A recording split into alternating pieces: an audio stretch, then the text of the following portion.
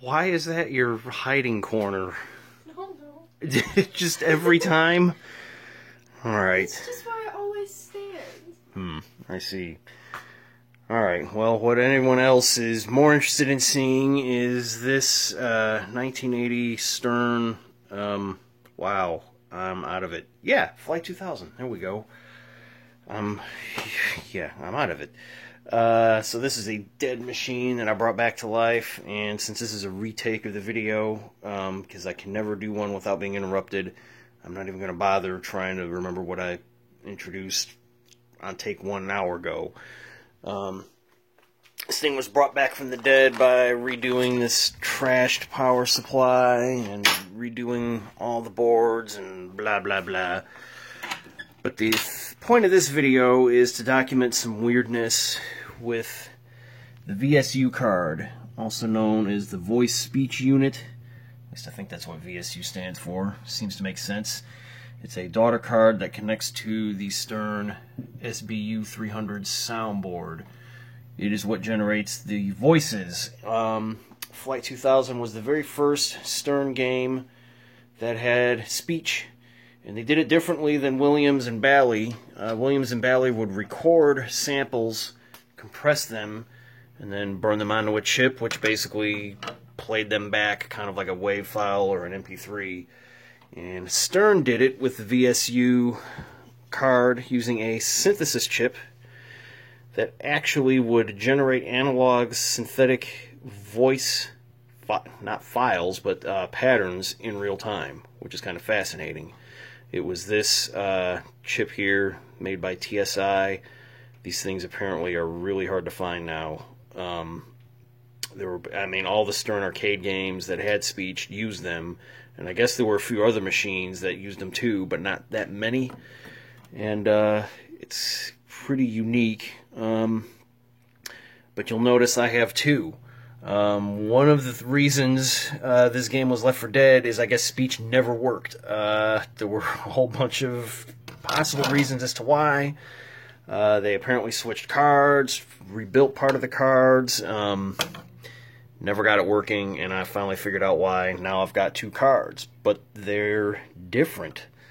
So this is going to be an interesting demonstration of how this analog synthesized speech can do some different things. So come over here and start the game then.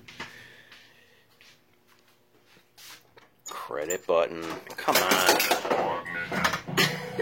Dad, we don't talk about it.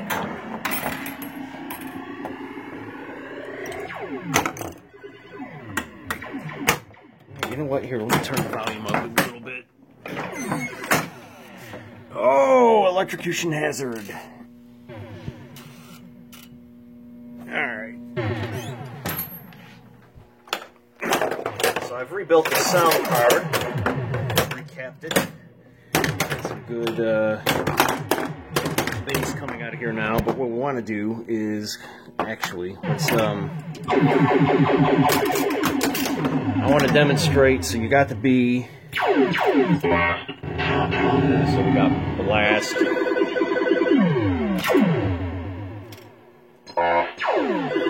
Alright, go ahead and take the ball and put it up there. We'll let it do the countdown. I missed. Wow. Oh. Can't hit the side of a barn. Don't humiliate me. Wow, and you threw that so fast. Here, hold the phone. You did that so fast, it skipped over the switch. So now I have to debug. 7 stage, go, all systems go, commence countdown. And unfortunately, we've got, we don't get to hear the full countdown because now I can't switch.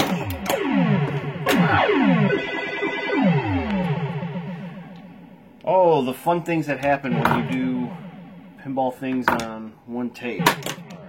I think it'll figure itself out here. Alright, one.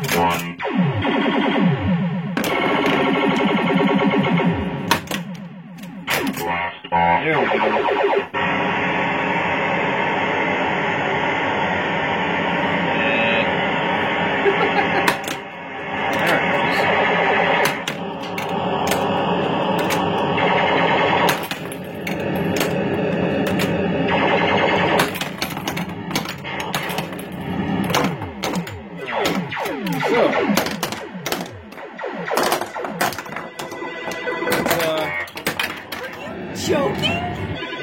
thinking what? Well,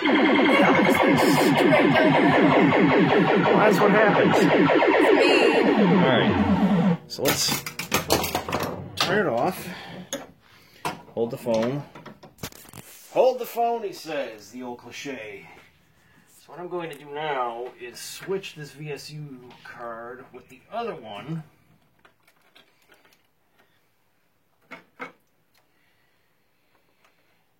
And give a demonstration of a problem that I'm trying to get to the root of.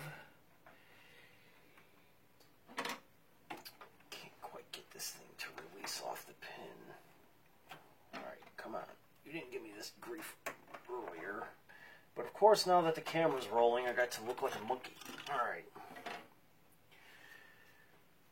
So, I'll let you... So this is the card that was just running. This is a Revision C version from 1980. It is older than this one, which is Revision F from 1981. So they obviously changed things a few times, and at a glance, I'm not able to immediately discern what's different. This has an original ROM. The sticker fell off at some point. They both have Flight 2K speech ROMs. They've both got the same type of chip, although you can see the screening on this one's a little bit different. That one has a date code of 1980, 29th week. And this one actually has a date code of 1980, the 28th week. So they were made a week apart. So they should essentially be the same. Now this one has had its 555 timer, and you don't know what that is, do you? No. A 555 timer is a classic type of integrated circuit that basically maintains the clock speed.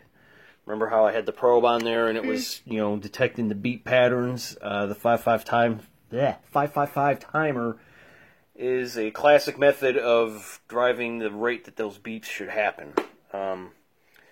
So in order to keep the speech timed at the same rate, this used a clock circuit, and at some point the original 555 was replaced. You can tell that this has been redone. So that's a clue that something was wrong, but I'm going to go ahead and put this in and see what it sounds like compared to that other one. And watch, because this is pinball and this thing is 40 years old, I can't just do this quickly in one continuous take without causing something else to happen. And I really do not like these connectors. They are so difficult to work with.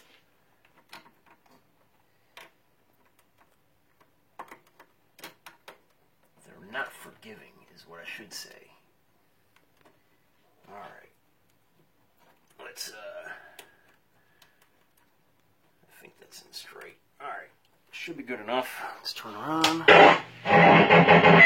Oh! Feedback. It turned all the way up to 11. It's very loud. Alright. We've got our dings and bongs. Let's... Shut up!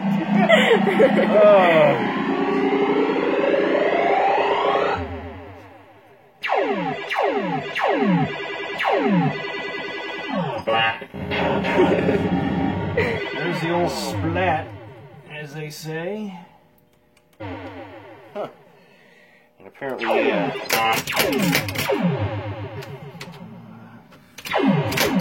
oh, we've got to qualify our block. Stage go. And stage go. All systems go. Commence countdown. Oh, yes. 5, 4, 2, 1. Blast off. Let's go.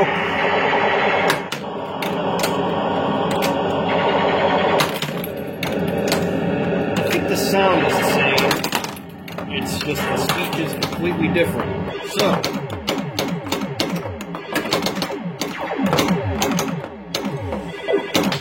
anyway, this video is going to be going on longer than it needs to. It's already 10 minutes. So what we're going to do is I've got the cap kits to recap both of these cards. They still have their original capacitors on them.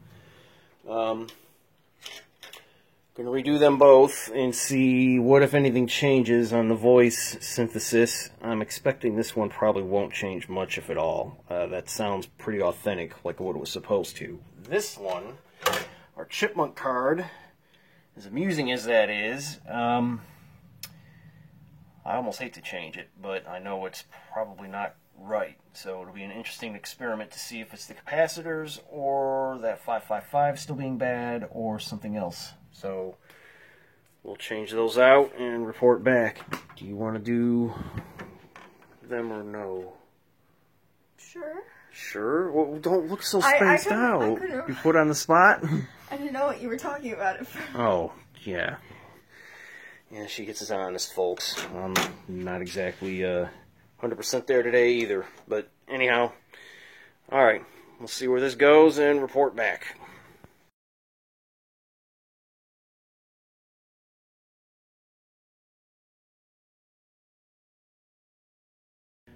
Alright. So, I've redone both of these VSU cards. This is the Revision C in my hand with all new capacitors, and this has already been tested, and as expected, pretty much no change. It sounds exactly the same as it did before, so not really upset. It's got some refreshed electrolytics in there that should be good for, you know, quite a few many years to come. And it sounded pretty good, probably exactly like it was supposed to, so no complaints there. I've also recapped the Revision F card that had the replaced 555.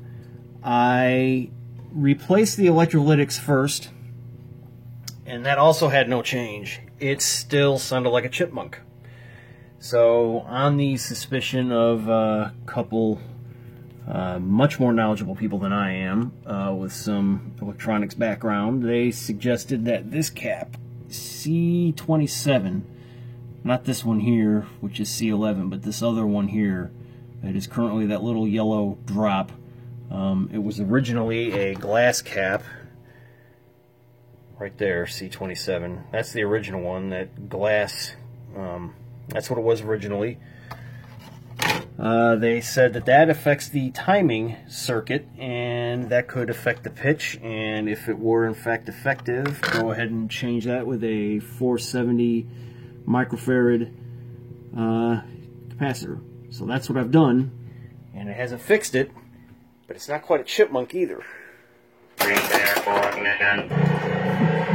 It's something in between the two.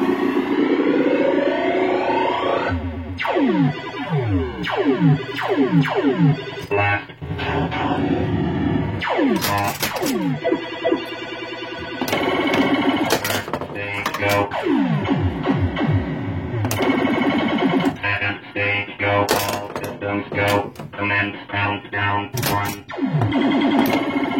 Blast off.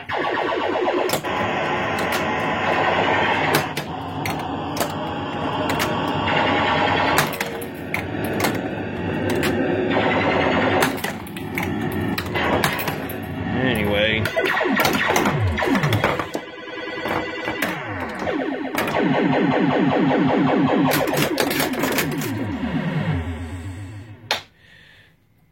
so pretty interesting. I wonder if the 555 itself is still messed up. If I had one of those, I might replace it, but it is kind of amusing to think that I still have two speech cards that sound different, yet appropriately so. Don't know what to make of that. Could be fun to experiment with these further. Anyway, there's the follow-up, and we'll see where it leads from there. So, that's it. Just the surly teen smile. Fair enough. Alright. Take care out there.